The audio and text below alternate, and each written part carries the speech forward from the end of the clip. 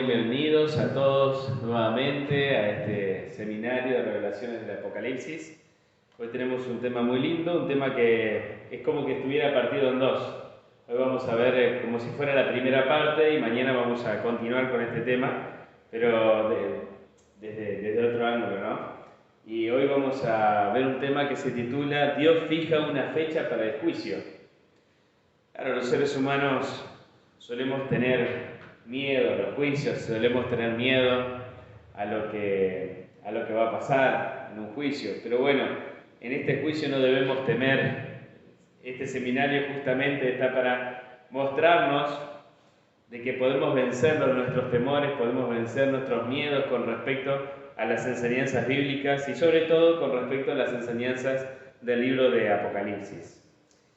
¿Cree usted que hace cerca de 3.500 años en el desierto de Sinaí, precisamente al este de Egipto, Dios demostró en forma gráfica un panorama de su completo plan de salvación a más o menos 4 millones de personas que acababan de ser liberados de la esclavitud? ¿Creería usted que hace unos 2.500 años Dios usó estas mismas ayudas visuales para anunciar una fecha para comenzar su juicio? ¿Creería usted que en el libro de Apocalipsis Dios revela que su verdadera iglesia en los últimos días puede ser identificada porque estaría proclamando al mundo la fecha en que comenzaría el juicio de Dios? Increíble, ¿no? Claro, todos tenemos miedo a los juicios, pero este juicio no es para destrucción.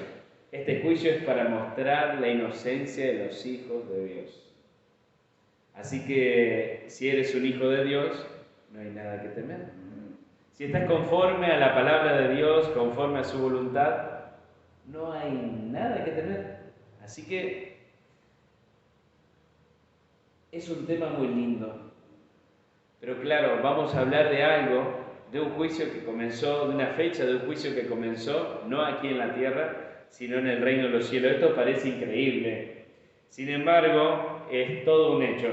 Y por otra parte, este es un tema tan importante que Jesús se refiere directa o indirectamente a él por lo menos unas 50 veces en el libro de Apocalipsis. Así que no es un tema menor. Todo lo contrario, este es un tema muy importante dentro de la Biblia, el cual todos debemos conocer. Y vamos a ver un poquito acerca del santuario como símbolo de salvación. ¿Qué le dijo Dios a Moisés con respecto a su pueblo? Éxodo 25:8. Y harán un santuario para mí y habitaré en medio de ellos. Muy bien. Vas a encontrar en algunas versiones antiguas, ¿no es cierto?, hacerme un santuario. Sí, que algunos tienen versiones antiguas de la Biblia, bueno, pero también vas a encontrar versiones más nuevas de la Biblia que dice, me harán un santuario. Claro, el Señor dice que le harían un santuario. Y en ese santuario no era un santuario común y corriente, sino que era un santuario hecho a medida, era portátil, donde Dios se encontraba con su pueblo para que le rindieran alabanza, adoración en el culto, donde ese santuario se podían atender las personas que estaban enfermas, donde se dedicaban ofrendas y sacrificios todos los días. Y todo esto representaba el plan de salvación centrado en Jesús. Vamos a la segunda pregunta. ¿Cómo se enteró Moisés acerca de la forma de edificar este santuario? Éxodo 25:40.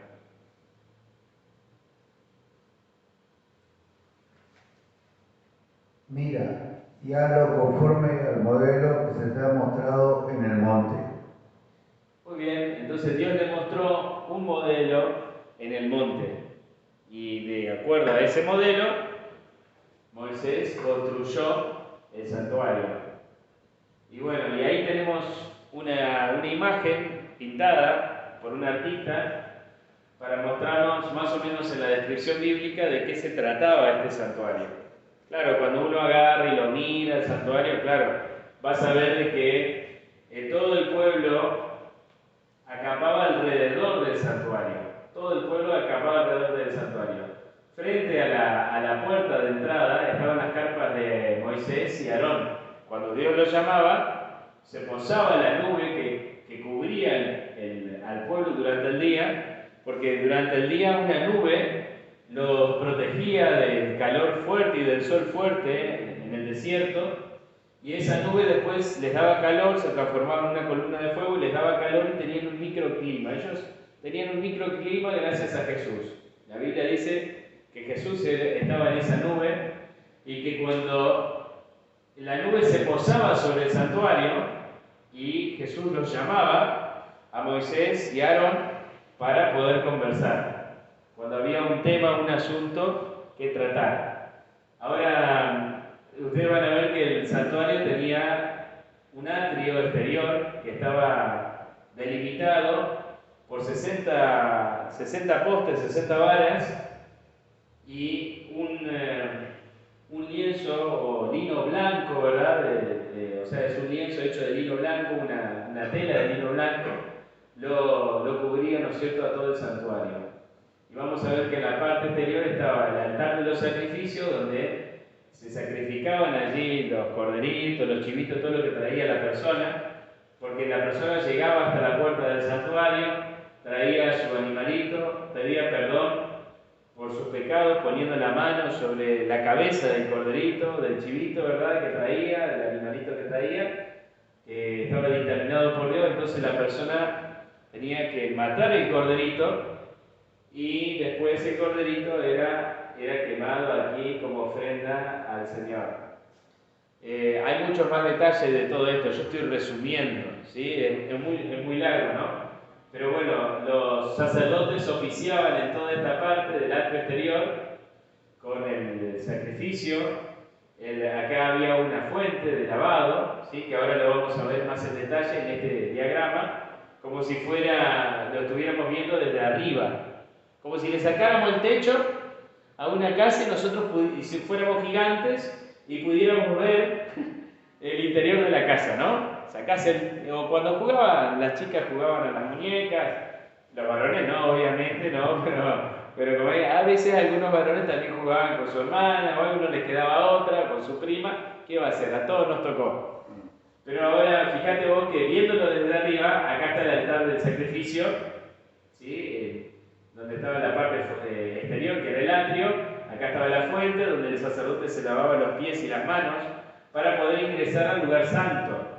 En el lugar santo se encontraban, y el lugar santo estaba dividido del lugar santísimo por una cortina, ¿sí?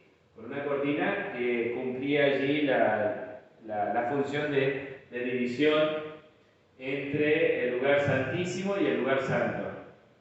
En el lugar santo encontrábamos los panes de la proposición, eran panes sin levadura, un pan por cada una de las tribus de Israel, 12 panes sin levadura, que se cambiaban todos los días. Después estaba el altar del incienso, donde se ofrecían la ofrenda, ¿verdad? Claro, y estaba el candelabro, que tenía 7 candeleros, 7 lámparas que se llenaban con aceite. ¿Qué simbolizaba todo esto? Bueno, el altar de los sacrificios, la muerte y el sacrificio de Jesús. La fuente es llena de agua, ¿no es cierto?, que simboliza el Espíritu Santo y también simboliza el bautismo del Espíritu Santo. Ahora tenemos también el candelabro, que la luz del candelabro simboliza a Jesús, Él es la luz del mundo, como dice Juan, pero también la luz en la Biblia es la Biblia, que alumbra nuestro camino, es una antorcha que alumbra el lugar oscuro. Ahora, el aceite es símbolo del Espíritu Santo. El aceite que se usaba para poder prenderlo a este candelabro simbolizaba el Espíritu Santo. Los panes de la proposición simbolizaban a Cristo, porque Jesús es el maná, el pan que vino del cielo. Él mismo habla después de esto. Y después está también el altar del incienso, que simboliza las oraciones de los santos, de los hijos de Dios, que son elevadas hasta el trono de Dios para que sean respondidas esas oraciones. Nosotros estamos viendo que todo esto tiene el simbolismo de la vida, de nuestra vida aquí en la tierra. El santuario contiene cada una de las enseñanzas que están en la Biblia. Ahora, y estamos solamente hablando de algunas principales, hay muchas más. Pero después en el lugar santísimo, detrás de la cortina, detrás del velo, estaba el arca del pacto, o arca del testamento, o arca del testimonio, dependiendo la versión de la Biblia que usted tenga, ¿no? Pero es todo lo mismo. Estaba recubierta de oro, la tapa de esa arca se llamaba propiciatorio. Arriba de esa tapa había 2 querubines que se tapaban con las alas el rostro. En el medio de esa arca había una luz sobrenatural que simbolizaba el trono de Dios. Y desde allí, desde esa luz sobrenatural, Jesús le hablaba a Aarón y a Moisés cuando se presentaban en el lugar santo. Los sacerdotes podían ingresar aquí todos los días para el servicio, pero aquí solamente ingresaba el sumo sacerdote una vez al año en el día de la expiación, en el día del Yom Kippur. Ahora, cuando vemos esto aquí, ¿qué había dentro del arca? Dentro del arca del pacto estaban las tablas de piedra escritas por el dedo de Jesús en el monte Sinaí. Imagínense lo importante que es el arca, lo importante que son los 10 mandamientos que el Señor lo guardaba. Y el arca después aparece en el libro de Apocalipsis. Por eso que estamos explicando todo esto, porque si no después más adelante no me vas a entender. Tengo que explicarte un poco esto en detalle. Dentro también del arca estaba el maná. Había un poco de maná y la vara de Aarón que había reverdecido. Estaban dentro del arca del pacto. Todo lo importante estaba allí, que simbolizaba, ¿no es cierto? Fíjense, es el trono de Dios, que es la Shekinah, esa luz sobrenatural, estaba por encima, o sea, se basaba en ¿qué? En la palabra de Dios. Cuando Moisés tuvo que escribir los 5 primeros libros de la Biblia y el libro de Job, claro, estaban adentro de esta arca. El Señor no va en contra de su palabra. Vos fijate que la Biblia está representada en el arca del testimonio, dentro del arca del testimonio, como piedra fundamental del trono de Dios. Así de importante es su palabra. Claro, porque cuando vos ves los símbolos que tiene esto, vos vas entendiendo después todo lo que tiene que ver con la profecía bíblica, la importancia que Dios le da a su palabra. La gente hoy no tiene palabra, no cumple lo que dice, porque no tiene sus pies sobre la palabra de Dios. Si vos tenés tus pies sobre la palabra de Dios, si vos hacés lo que dice el Señor, vas a cumplir como hijo de Dios la voluntad de Dios y la gente se va a dar cuenta. ¿Cuánta gente chanta hay hoy que no puede estar frente al trono de Dios? ¿Cuánta gente chanta hay hoy que no pueden llegar sus oraciones al trono de Dios? ¿Por qué? Porque tratan de engañar a las personas con la Biblia. Y eso a Dios no le gusta. Y cada uno tendrá su castigo tal cual como Dios lo ha profetizado. Está bueno ver estos detalles del santuario. Ahora vamos a avanzar un poquito con el tema. ¿Dónde está el santuario original que Moisés usó como modelo? En Hebreos 9:23. Fue pues necesario que las figuras de las cosas celestiales fuesen purificadas así, pero las cosas celestiales mismas con sus mejores sacrificios, ¿qué es esto? Muy bien. El santuario terrenal fue edificado como una copia del santuario de Dios que está en el cielo. Claro, ¿se acuerdan que cuando leímos, Dios le dijo, hazlo conforme al modelo que te mostré en el monte? ¿Sí? O sea, hacelo conforme al modelo que te mostré. ¿Qué modelo estaba viendo Moisés? Moisés estaba viendo el modelo del santuario celestial, el cual aparece en ¿dónde? En el libro de Apocalipsis. Por eso estamos viendo este tema para introducirnos en el tema de mañana. Ahora, ¿qué ocurrió en el santuario terrenal cuando murió Jesús? Marcos 15, del 37 al 38.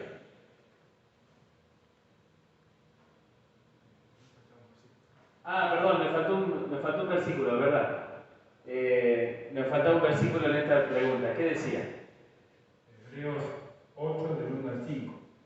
Ahora bien, el punto principal de lo que venimos diciendo es que tenemos tal sumo sacerdote, el cual se sentó a la diestra del trono de la majestad en los cielos, ministro del santuario y de aquel verdadero tabernáculo que levantó el Señor, y no el hombre, porque todo su sumo sacerdote está constituido para presentar ofrendas y sacrificios, por lo cual es necesario que también éste tenga algo que ofrecer. Así que si estuviese sobre la tierra, ni siquiera sería sacerdote, habiendo aún sacerdotes que presentan las ofrendas según la ley, los cuales sirven a los que es figura y sombra de las cosas celestiales, como se le advirtió Moisés cuando iba a erigir el tabernáculo, diciéndole: mira, haz todas las cosas conforme al modelo que se te ha mostrado. Claro, entonces ahí Pablo nos explica que el santuario original en el cual Dios le mostró a Moisés, Jesús le muestra a Moisés el santuario original, y Moisés tiene que copiar el modelo y hacer el modelo conforme al modelo que Dios le mostró. Ahora, nosotros vimos los detalles del santuario y se vieron de que ese versículo que acaba de leer Pablo en Hebreos 8, del 1 al 5, nos dice que justamente Pablo nos dice de que Jesús después, cuando asciende al reino de los cielos, ¿a dónde entra? Al santuario celestial. Claro, y está bueno porque entonces vemos de que había dos santuarios. Había un santuario en la tierra, que fue el que hizo Moisés, y había un santuario en el reino de los cielos. Ahora, ¿por qué tenemos que entender esto? Porque claro, nosotros aprendemos del santuario celestial a través del santuario terrenal. Y del plan de salvación nosotros aprendemos a través del santuario terrenal, que estaba acá en la tierra. Pero el santuario celestial también se nos revela después y nos dice el Señor qué es lo que sucede en el santuario celestial. Y eso está buenísimo, porque entonces ahí podemos entender Daniel 7, podemos entender después lo que sucede en el libro de Apocalipsis, pero no me quiero adelantar. A ver, ¿qué ocurrió en el santuario terrenal cuando murió Jesús? Marcos 15, del 37 al 38. Mas Jesús, dando una gran voz, expiró. Entonces el velo del templo se rasgó en dos, de arriba abajo. Muy bien, el velo del templo se rasgó en dos, de arriba hacia abajo. En la época de Jesús, el templo ya no era hecho con lino, ¿no es cierto? No estaba delimitado con lino, no era un santuario, sino que era un templo. Porque después Dios permitió de que David juntara todo lo necesario para el templo y su hijo Salomón construyera un templo en Jerusalén. Entonces ahora el santuario ya no era movible, sino que estaba ubicado en un lugar, en una casa de oración dirigida al nombre de Jehová, al nombre de Jesús. Pero ese templo, claro, fue destruido y vuelto a construir, fue destruido y vuelto a construir. Cuando Jesús estuvo en este mundo, el templo en el cual los discípulos le dijeron: mira qué piedra, mira qué construcción es Jesús. Y Jesús le dice: este templo va a ser destruido. Este templo va a ser destruido, pero yo lo levantaré en 3 días. Hablando de él mismo. Utilizó el templo construido por Herodes, pero después Jesús da otra profecía que se cumple 40 años después, donde el templo de Jerusalén es destruido finalmente y no se ha vuelto a construir porque el Señor así lo profetizó. Y no se va a volver a construir tampoco. De esto ya pasaron 2000 años y no se ha vuelto a construir ese templo. ¿Por qué estamos hablando de ese templo, el templo que construyó Herodes en tiempo de Jesús? Porque en el templo también existía un velo que dividía el lugar santo del lugar santísimo. Cuando Jesús murió, el velo del templo se rasgó de arriba hacia abajo, no se rasgó de abajo hacia arriba, como si alguien fuera, un ser humano fuera con un cuchillo y lo cortara. Era alto, nadie se podía subir hasta allá arriba. Entonces, ¿qué pasó? Una mano sobrenatural que hizo, dividió el templo, dividió el lugar santo del lugar santísimo. En el lugar santísimo ya no estaba el arca del pacto. El arca del pacto había desaparecido años antes. Ya no estaba. Así que no había nada en el lugar santísimo. El lugar santísimo estaba vacío. Cuando Jesús murió, rompió las leyes ceremoniales, ya no era necesario matar el corderito, ya no era necesario matar el chivito en el nombre de Dios. ¿Por qué? Porque Jesús había muerto por nosotros. El velo del templo se rasgó, los servicios del santuario terrenal habían terminado, el santuario terrenal había caducado, porque el verdadero Dios, el Mesías, el ungido, el Cordero de Dios que quita el pecado del mundo, había venido a este mundo y había muerto por nosotros. Entonces todo lo que simbolizaba el santuario, todos sus ritos, todos sus sacrificios ya no eran necesarios. ¿Por qué hoy nosotros no matamos un corderito, un chivito y seguimos haciendo eso? Porque Jesús, nuestra Pascua, ya murió por nosotros. ¿Quién es nuestro sumo sacerdote en el cielo hoy en día? Hebreos 8, del 1 al 2. Ahora bien, el punto principal de lo que venimos diciendo es que tenemos tal sumo sacerdote, el cual se sentó a la diestra del trono de la majestad en los cielos, ministro del santuario y de aquel verdadero tabernáculo que levantó el Señor y no el hombre. Muy bien, entonces Jesús es el sumo sacerdote que está en el santuario celestial. Claro, hay algo que tenemos que entender cuando Jesús ascendió al reino de los cielos. Él no pasó primeramente a ser sumo sacerdote, pasó a ser sacerdote, y después lo vamos a explicar en la siguiente pregunta. Pero ahora en este momento, Jesús actúa como sumo sacerdote. ¿Por qué? Porque justamente Jesús está en el lugar santísimo, Jesús está en el trono. Lo que simbolizaba acá el arca del pacto, Jesús está literalmente sentado en el trono. El Padre le cedió su lugar y Jesús se sentó allí, tal cual lo enseña la profecía de Daniel 7. Ahora Pablo nos va a leer Hebreos 9:24.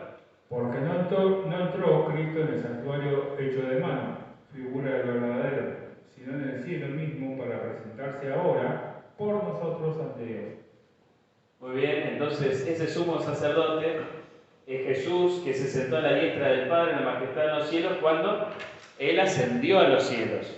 Él estaba sentado a la diestra del Padre, ¿sí? Y ahora lo voy a explicar más en detalle, pero primero vamos a responder esta pregunta. ¿Dónde empezó Jesús su ministerio sacerdotal en el cielo? Apocalipsis capítulo 1, versículos 12 y 13. Y me volví para ver la voz que hablaba conmigo, y vuelto vi 7 candeleros de oro, y en medio de los 7 candeleros uno semejante al Hijo del Hombre, vestido de una ropa que llegaba hasta los pies, y ceñido por el pecho con un cinto de oro. Claro, y en medio de los 7 candelabros de oro, uno semejante al Hijo del Hombre. Claro, Jesús está asciende al reino de los cielos y está en el lugar santo. Cuando nosotros vimos en el lugar santo estaba el candelabro de oro, ¿no es cierto? Estaban los panes de la proposición y el incienso. Cuando Jesús estuvo aquí en la tierra, Él murió por nosotros. Él estaba en el atrio, en la parte de afuera del lugar santo. Estaba en el atrio. Fue la ofrenda y se bautizó y fue la ofrenda por nosotros. ¿Está? Él nos enseñó lo que es el bautismo y murió por nosotros. Cuando Jesús asciende al reino de los cielos, claro, acá ves, Jesús cuando estuvo aquí en la tierra, ofició por nosotros como la ofrenda y también como sacerdote. Él ofició aquí en la tierra porque fue lavado, fue ungido por el Espíritu Santo a través del bautismo. ¿Ah? Cuando Jesús asciende al reino de los cielos en el año 31, después de haber muerto, después de haber pasado por acá, Jesús llega al lugar santo. ¿Y dónde lo ve Juan? Acá, al lado del candelabro. Claro, va a decir, ¿y eso qué tiene que ver? Tiene muchísimo que ver, porque cuando Jesús asciende al reino de los cielos, según Apocalipsis 4, estaban alabando al Padre en el reino de los cielos, y en Apocalipsis 5 se acerca Jesús hasta el Padre. Y allí recibe de mano del Padre el libro con los 7 sellos. Eso es Apocalipsis 5. Ahora, ¿qué más sucedió en ese momento cuando Jesús asciende al reino de los cielos? Cuando Jesús asciende al reino de los cielos, nosotros tenemos que recordar que los discípulos se habían quedado orando para recibir el Espíritu Santo. Entonces, cuando es visto al lado del candelabro de oro, claro, Jesús, ¿qué está haciendo? Está enviando, ¿qué cosa? Luz, y está enviando, ¿qué más? El Espíritu Santo, ¿a quién? A sus hijos. Desde el santuario celestial, Jesús ahora está intercediendo por sus hijos. Porque vos tenés que ver una cosa. A vos te han enseñado toda tu vida que los que mueren y van al cielo interceden por los humanos aquí en la tierra. Eso es mentira. ¿Por qué? Porque la Biblia dice que solamente existe un intercesor entre Dios y los hombres. Uno solo. Y es Jesucristo, hombre. Porque Jesús es el único que puede interceder por los seres humanos. ¿Por qué puede interceder Jesús por los seres humanos? ¿Por qué no puede interceder la Virgen María? ¿Por qué no? Porque primero la Virgen María está muerta y hasta que no resucite no puede hacer nada. Porque ya vimos que los muertos no saben y no hacen nada. Entonces, discúlpenme por ahí algunos de los que aman a María y todos, nosotros también amamos a María por todo lo que hizo, por Jesús, fue una gran mujer, una buena mujer, pero de corazón te digo que cuando vos le rezás a María, tu oración no llega al reino de los cielos. ¿Por qué? Porque al único que tenemos que orar es al verdadero Dios. Y eso es lo que enseña el santuario. Y lo mismo pasa con cualquiera. Murió tu papá, murió tu sobrino, y todos vos le prendés su vela para que interceda por vos en el cielo. ¿Sabes qué? No puede pasar eso. Porque el único que murió, dio su vida por nosotros y resucitó, fue Jesús. Por eso Él pudo entrar al lugar santo y puede atender las oraciones nuestras y puede, ¿no es cierto?, alimentarnos también. Porque Él es el único que puede darnos alimento espiritual a través del simbolismo de los panes de la proposición. Está bueno entender esto, porque claro, cuando Jesús asciende al reino de los cielos, Él se sienta, según lo que dice Apocalipsis 5, se sienta a la diestra del Padre. Tal cual lo leímos, como dice Pablo en Hebreos. Jesús se sienta a la diestra del Padre. Esteban, cuando fue apedreado, vio el cielo abierto, ¿y a quién vio? El trono de Dios, ¿y a quién vio? Vio a Jesús. Pero Jesús no estaba sentado en el trono, sino a la derecha del trono. ¿Por qué? Jesús estaba oficiando en el lugar santo. Ahora, ¿qué es lo que sucede? En el santuario celestial, estando Jesús en el reino de los cielos, va a suceder otra cosa después. Jesús va a dejar de ser sacerdote. Aquí en la tierra fue la ofrenda, fue nuestro ejemplo, fue nuestro maestro, nuestro pastor, ¿sí?, el que guió a su rebaño, pero estando en el reino de los cielos apenas ascendió como sacerdote. Después va a haber un momento en el cual Jesús va a pasar de este lugar a este lugar y se va a sentar en el trono, lo que representaba el arca del pacto. Y ahí sí, el Padre se para, tal cual lo dice el Salmo 110, tal cual lo dice también Daniel 7, el Padre se para y comienza el juicio. Eso es lo que hoy tenemos que ver. Tenemos que ver la fecha en la cual Jesús tomó el lugar del Padre hasta poner a todos los enemigos del Padre por estrado de sus pies del Padre. Tal cual se lo dice el Padre. Jesús, el Hijo del Hombre, se acerca al Padre, tal cual lo dice Daniel 7, y cambian de lugar. Y el Padre le cede su lugar en el trono al Hijo, y el Hijo deja de estar en el lado derecho y se sienta en el trono. ¿Y cuándo sucedió eso? ¿Cuándo pasó eso? Bueno, eso es lo que vamos a ver ahora en un ratito. Pero primero repasemos. En la lección 2, en este seminario, nosotros estudiamos la gran profecía de Daniel 9.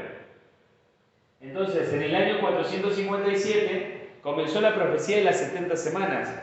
490 años que Dios le dio al pueblo de Israel para que se arrepintiera, para que siguiera siendo su pueblo, pero el pueblo no se arrepintió. Y entonces ¿qué pasó? En esa profecía nos decía que al final de la semana 69 aparecería el Mesías. Tal cual estaba profetizado, Jesús apareció 483 años después del año 457 y el año 27, en el otoño del año 27, Jesús fue bautizado y fue ungido el Santo de los Santos, tal cual lo dice la profecía de Daniel 9, versículos del 24 al 27. Ahora, quedaba después una semana más de las 70 semanas. A la mitad de esas semanas Jesús murió, después de haber resucitado y haber estado 40 días con los discípulos, asciende al reino de los cielos en el año 31, justo a la mitad. El ministerio de Jesús duró 3 años y medio. Jesús murió a los 3 años y medio justo, tal cual estaba profetizado. Pero quedaban 3 años y medio más todavía, en los cuales los discípulos se tuvieron que organizar y todo, y tuvieron que poner diáconos. En el año 34 muere Esteban, Pablo, Saulo en ese momento se llamaba, estuvo allí presente y consentió la muerte de Esteban. A partir de allí también ocurrió algo, el evangelio a los gentiles.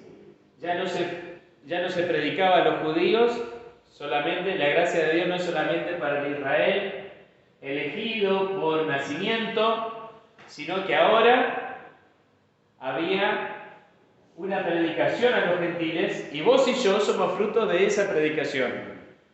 Porque ni vos ni yo somos judíos. Capaz haya algún judío mirándonos que sea de estirpe israelita, ¿verdad? Pero el Israel, como pueblo de Dios, por nacimiento, había caducado en el año 34 y surgió el Israel espiritual. Ahora, ¿por qué le dijo Jesús a los discípulos cuando los envió que no predicaran a los gentiles? Mateo 10, versículos del 5 al 6.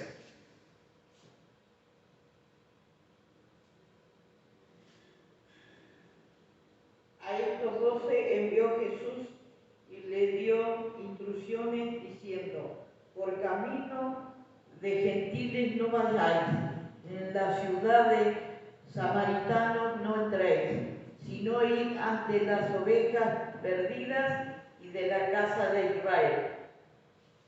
Muy bien, entonces ahí vemos, dice, por el camino de los gentiles no iréis, id ante las ovejas perdidas de la casa de Israel. Jesús le estaba dando la oportunidad al pueblo de Israel, todavía les estaba dando oportunidad porque todavía no había caducado, todavía no había muerto Jesús y no había caducado las 70 semanas, todavía quedaba tiempo hasta el año 34, en el cual los judíos podían entrar a formar parte de las filas del cristianismo, a las filas del camino, así como se les llamaba, a los que predicaban de Jesús, para llevar las buenas nuevas del Evangelio al mundo entero. Se les dio primero la oportunidad a ellos y después a los gentiles. Primero se les dio la oportunidad a los israelitas. Ahora, ¿qué ocurrió cuando los judíos persiguieron a los cristianos? En Hechos 8:4. Pero los que fueron esparcidos iban por todas partes anunciando el Evangelio. Muy bien, fíjense de que en esa época fueron esparcidos, claro, iban por todas partes predicando el Evangelio y anunciaban la Biblia, anunciaban las buenas nuevas de Jesús, que Jesús había vencido a la muerte, que no había que tener miedo a la muerte porque Jesús prometía vida eterna a aquellos que lo seguían. El mensaje era poderoso.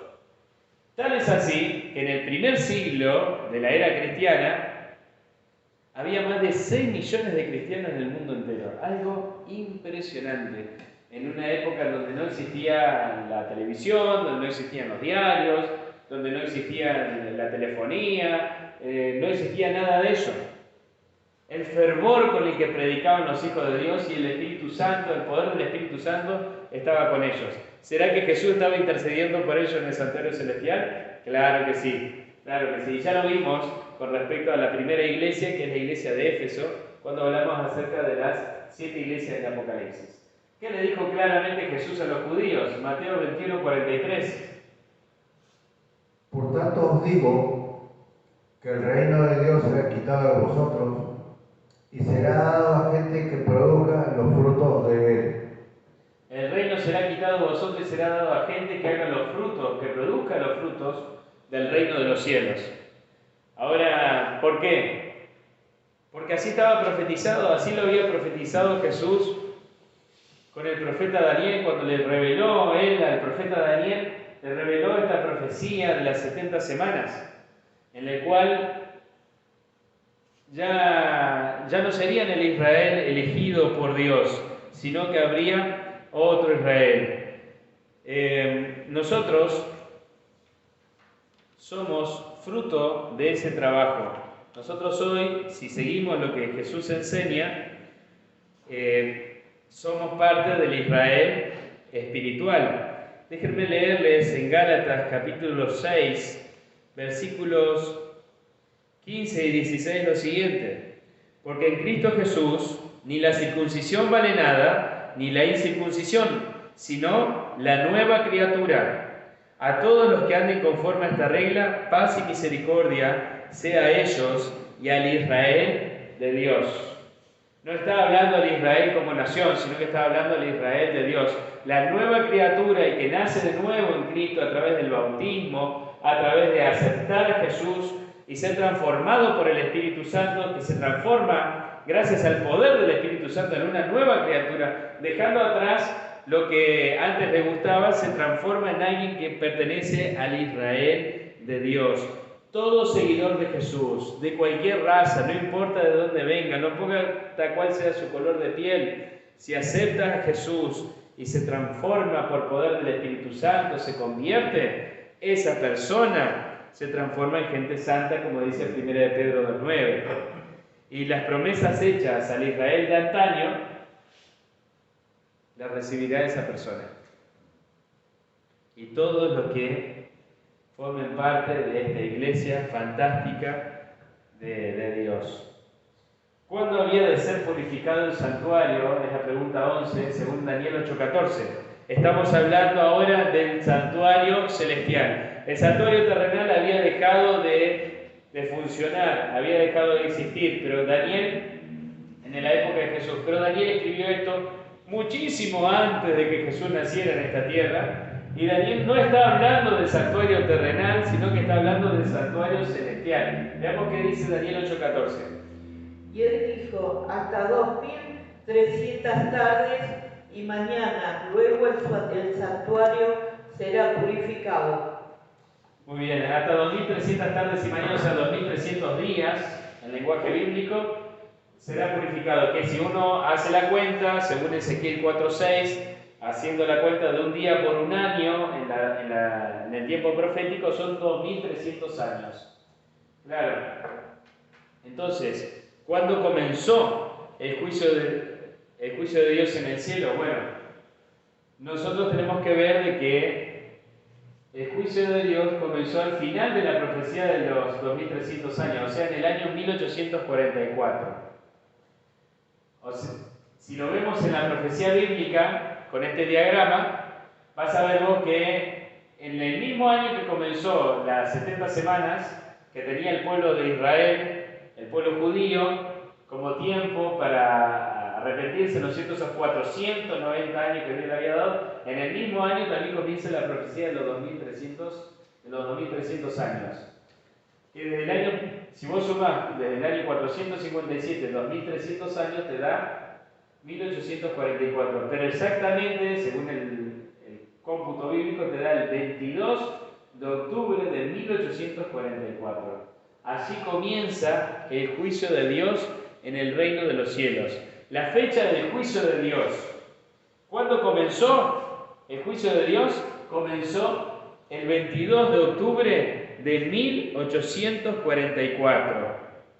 Claro, si vos sacás cuentas, vivimos en el 2024, o sea que el 22 de octubre de este año van a ser 180 años en el cual Dios está llevando adelante un juicio para demostrar la inocencia de sus hijos y también dando tiempo para que todos se arrepientan de sus pecados, para que se acerquen a Dios, se acerquen al verdadero Dios, que busquen en su Biblia en la verdad de la palabra.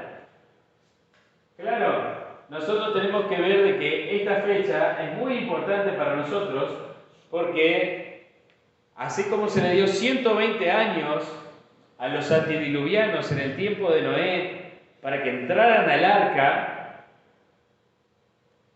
y fíjate vos qué detalle, ¿no? Dios utilizó un barco. Ahora yo te estoy mostrando que Dios utiliza un santuario.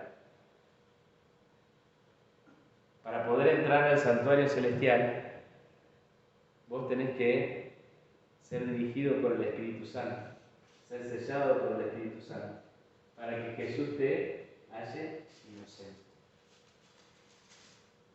Qué bárbaro, ¿no? Ahora, ¿cuáles son las impresionantes palabras de Daniel en relación con el sacrificio de Jesús? Daniel 9:26.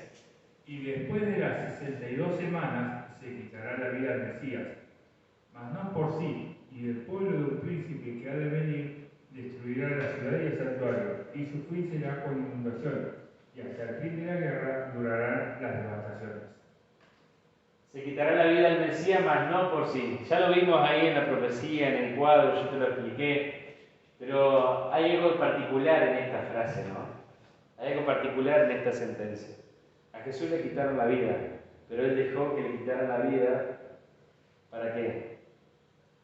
Para poder salvarte a vos y a mí. Acá te demuestra el amor de Dios. El juicio de Dios está basado en el amor de Jesús. De una persona que lo entrega todo para salvarte a vos y a mí, a personas que no conocía, personas con las cuales no se relacionaba, murió por toda la humanidad, por gente que no le presta atención. O sea, todo este tema del juicio está dentro del contexto del santuario terrenal, pero también del santuario celestial. Y esta enseñanza es muy importante. ¿Qué debía predicar la Iglesia de Dios en los últimos días como parte del Evangelio? O sea, ¿qué debemos predicar hoy como Iglesia de Dios de los últimos días? Apocalipsis 14, versículos 6 y 7. Vi volar por el medio del cielo a otro ángel, que tenía el Evangelio eterno para predicarlo a los moradores de la tierra, a toda nación, tribu, lengua y pueblo, diciendo a gran voz: temed a Dios y dadle gloria, porque la hora de su juicio ha llegado, y adorad a aquel que hizo el cielo y la tierra, el mar y la fuente de las aguas. La Iglesia de Dios para este tiempo, el Israel espiritual de Dios, el Israel dirigido por el Espíritu Santo en este tiempo, está predicando el mensaje del primer ángel: temed a Dios y dadle gloria, porque la hora de su juicio ha llegado. Claro que sí, esto cuando Juan escribió esto, el juicio no había comenzado, pero ahora sí. ¿Cuándo comenzó el juicio? Cuando terminó la profecía de los 2300 años, hasta 2300 tarde y mañana. Luego el santuario será purificado. ¿Qué significaba eso? Que llegaba el día de la expiación, llegaba el día del juicio. Y así como había un día del juicio aquí en la tierra, también hay un día del juicio en el reino de los cielos. El día de la expiación aquí en la tierra se hacía todos los años. La gente se preparaba, llegaba el Rosh Hashanah, ¿no es cierto? Y entonces la gente se preparaba. Hoy los judíos festejan el Rosh Hashanah 3 días, ahora en octubre, que son los primeros 3 días, que si mal no recuerdo es 2, 3 y 4 de octubre. Claro, me acuerdo porque el 3 de octubre es mi cumpleaños. Entonces, ahora van a festejar el Rosh Hashanah, que es el año nuevo para ellos. Pero claro, eso ¿qué implicaba en tiempos antiguos? Que te faltaba muy poco para ¿qué? Para el día de la expiación. Entonces tenías 10 días para arreglar tus asuntos, 10 días para estar a cuentas con Dios, limpiar tu casa, pedir perdón a alguien si habías defraudado a alguien, devolverle, y hacer todas esas cosas buenas que vos tenías que hacer, arrepentirte, porque llegaba el día del juicio. Pero ahora yo te digo una cosa: el 22 de octubre de 1844 empezó Yom Kippur. Jesús, porque el sumo sacerdote aquí en la tierra pasaba del lugar santo al lugar santísimo, y duraba eso un día. Pero en el reino de los cielos, Jesús, como sumo sacerdote, pasó del lugar santo al lugar santísimo y se sentó en el trono de Dios. El Padre le cedió su lugar y Jesús se sentó, y entonces comenzó el juicio desde Adán, y empezó el juicio por la casa de Dios, empezó por los hijos de Dios, desde Adán, y se ha ido llevando adelante el juicio durante casi 180 años, que va a ser ahora el 22 de octubre. Y cuando termine ese juicio, ¿sabes qué pasa? Jesús viene a la tierra a dar sentencia y viene a buscar a sus hijos. Ahora, está buenísimo entender esto, porque entonces voy a entender de que nosotros ahora estamos en pleno juicio. Ahora estamos en pleno juicio. ¡Ay, qué miedo! No, no tenés que tener miedo, porque ¿sabes qué? Jesús es juez y abogado. Y es tu amigo. Si vos hacés lo que Él pide, ustedes son mis amigos, son mis discípulos, dice Jesús, si hacen lo que yo mando. Si guardan mis mandamientos, quédate tranquilo. Si vos estás guardando los mandamientos de Dios, tenés una comunión con el Espíritu Santo, obviamente, en primer lugar, estás guardando los mandamientos de Dios, estás predicando la palabra de Dios, tal y cual lo enseña la Biblia, estás anunciando de que el juicio de Dios ya comenzó. Quédate tranquilo y dormí sin pasar. Quédate tranquilo. ¿Sabes por qué? Porque estás haciendo las cosas bien, estás viviendo como una persona salvada. Porque una persona que está con el Espíritu Santo, que guarda todos los mandamientos de Dios por amor y que predica la palabra de Dios, está bajo la bendición del Señor. Esa es la bendición del Señor. Y si vos no entendías antes esto, es porque no entendías lo que significaba la fecha del juicio.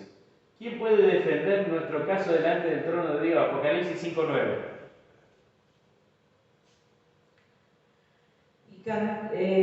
Y cantaban nuevos cánticos diciendo: digno eres de tomar el libro y de abrir sus sellos, porque tú fuiste inmolado y con tu sangre nos has redimido para Dios de todo linaje, lengua, pueblo y nación. Tú fuiste inmolado y nos has redimido para Dios con tu sangre. Claro que sí. Jesús, al morir y al resucitar, nos ha dado la posibilidad de ser salvos, de poder acceder al trono de Dios y de reconciliar el reino de Dios también con los seres humanos. El Señor no solamente redimió a los seres humanos, sino que también vindicó el gobierno de Dios, el accionar de los ángeles, que estaba manchado ¿por quién? Por el acusador de nuestros hermanos, por el diablo, que lo señalaba y señalaba su trabajo y su adoración como algo malo, como algo espurio, pero en realidad el único malo, el único espurio, el único oscuro ha sido Él. Por eso nosotros vemos de que el Señor Jesucristo es el único que puede abrir los sellos, es el único que puede dirigir a la iglesia desde el reino de los cielos, es el único que puede interceder ante el Padre Celestial por vos, porque Él es el único que ha sido inmolado. ¿Cuántos alabarán a Jesús por su salvación? Apocalipsis 5:11. Y miré y oí la voz de muchos ángeles alrededor del trono, de los seres vivientes y de los ancianos, y su número era millones de millones. Claro que sí. En ocasión allí, cuando Jesús ascendió al reino de los cielos, la alababan millones de millones, que eran los ángeles. Ahora, fíjate vos en Apocalipsis 7, buscalo ahí en tu casa, Apocalipsis 7, pues esto no tiene desperdicio. Versículo 9 al 16, está buenísimo. Yo te lo voy a leer. Dice así: después de esto miré y vi una gran multitud, la cual nadie podía contar, de todas las naciones, tribus, pueblos, lenguas. Estaban delante del trono y en la presencia del Cordero, vestidos de ropas blancas y con palmas en las manos. Clamaban a gran voz diciendo: la salvación pertenece a nuestro Dios, que está sentado en el trono, y al Cordero. Y todos los ángeles que estaban en pie alrededor del trono y de los ancianos y de los 4 seres vivientes se postraron sobre sus rostros delante del trono y adoraron a Dios diciendo: amén. La bendición, la gloria, la sabiduría, la acción de gracias, la honra, el poder y la fortaleza sean a nuestro Dios por los siglos de los siglos. Amén. Cuando vos estás leyendo esto, estás leyendo lo que vas a vivir en el futuro, frente al trono de Dios, porque estos es la gran multitud de los 144.000 sellados, los cuales nadie puede contar, están frente al trono de Dios porque han sido salvados, pasaron por el juicio de Dios, recibieron las vestiduras blancas y ahora están frente a Dios adorándolo. Y no se queda allí, fíjate lo que dice el versículo 13. Entonces uno de los ancianos habló diciéndome: estos que están vestidos de ropas blancas, ¿quiénes son? ¿Y de dónde han venido? Yo le dije: Señor, tú lo sabes. Él me dijo: estos son los que han salido de la gran tribulación, han lavado sus ropas y las han blanqueado en la sangre del Cordero. Por eso están delante del trono de Dios y lo sirven día y noche en su templo. El que está sentado sobre el trono extenderá su tienda junto a ellos. Ya no tendrán hambre ni sed, y el sol no caerá más sobre ellos, ni calor alguno, porque el Cordero que está en medio del trono los pastoreará y los guiará a fuentes de aguas vivas, y Dios enjugará toda lágrima de los ojos de ellos. ¡Qué visión fantástica! Los hijos de Dios frente al trono de Dios, vestidos de ropas blancas, son los que han pasado por la gran tribulación de este mundo, lavaron sus ropas con la sangre del Cordero. ¿Por qué? Porque entendieron el sacrificio de Jesús, entendieron el juicio, entendieron para qué estaba Jesús, para qué estaba intercediendo por ellos en el santuario celestial, para mostrar su inocencia, para mostrar que tenían derecho a la vida eterna. Y fíjate qué lindo, porque dice que el Señor vivirá con nosotros y nosotros viviremos con Él, y ya no sufriremos, y Él va a consolarnos. Él va a enjugar nuestras lágrimas, va a secar tus lágrimas, va a estar con nosotros. ¡Qué lindo es esto! Vos fíjate qué hermosa visión. Vos lees esto, yo lo leo y me lo imagino, y lo he leído una y otra vez, y sueño con esto, porque realmente, decime, todo lo que ha dicho la Biblia se ha cumplido. ¿Y por qué esto no? ¿Por qué esto no se va a cumplir? Claro que se va a cumplir. Esto es fantástico. ¿Y por qué le tenés miedo al libro de Apocalipsis? ¿Será que tenés miedo porque no confías en el Señor? ¿Porque el Espíritu Santo no te acompaña? ¿Porque quizás estuviste aprendiendo religión? ¿Estuviste aprendiendo a seguir a un hombre, a un pastor, a un sacerdote, pero no aprendiste a seguir a Jesús, al verdadero pastor, al que nos guiará a fuentes de aguas vivas, como dice aquí el versículo?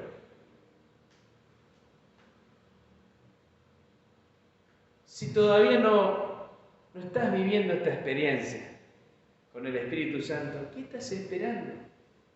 Es tan bonito vivir en la alegría de saber de que millones de millones lo vamos a alabar en el reino de los cielos. Así como lo alabaron cuando Jesús ascendió en Apocalipsis 5:11, millones de millones, y ahí te lo aclara porque te dice las personas, los que han sido salvados, y los ángeles, los 24 ancianos, los seres vivientes, todos allí alabando a Dios en una alabanza hermosa en el reino de los cielos. ¿Cómo no soñar con esto?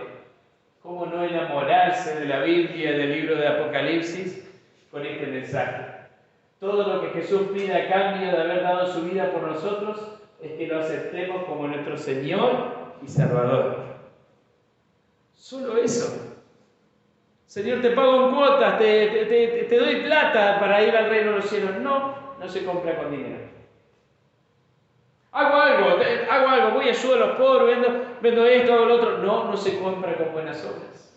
Es aceptar a Jesús, dejar que el Espíritu Santo te transforme, obedecer los mandamientos de Dios, vivir conforme a lo que dice el Espíritu Santo, y ahí sí ayudar a los pobres, a toda la gente que vos quieras, pero no es por interés, es por amor, porque Jesús te ofrece esto por amor.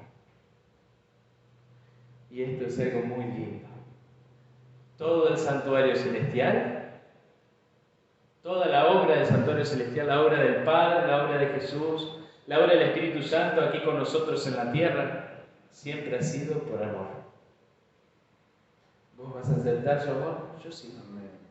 Yo sí quiero aceptar su amor. espero que vos también. Por eso te invito ahora para que podamos orar. Querido Padre que estás en el cielo, Señor, muchas gracias, porque ya hace 180 años, casi 180 años, de que comenzó el juicio de Jesús en el reino de los cielos para demostrar la inocencia de sus hijos, para, Señor, mostrar de que Él nos ama y que no quiere dejar ninguna duda, Señor, para que las personas que lo aman puedan ir al reino de los cielos. Señor, gracias porque este juicio no es para temer, sino que es para amar, porque este juicio termina bien. Todo lo que Dios empieza, todo lo que tú has empezado, Padre, todo lo que Jesús ha empezado, todo lo que ha empezado el Espíritu Santo en el mundo, en el universo, en nuestra vida, todo es bueno y termina bien, termina siempre de la misma manera.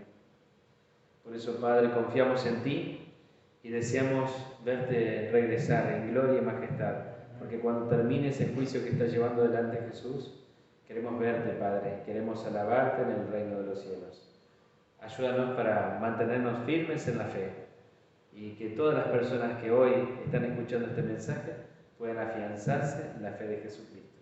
En el nombre de Jesús.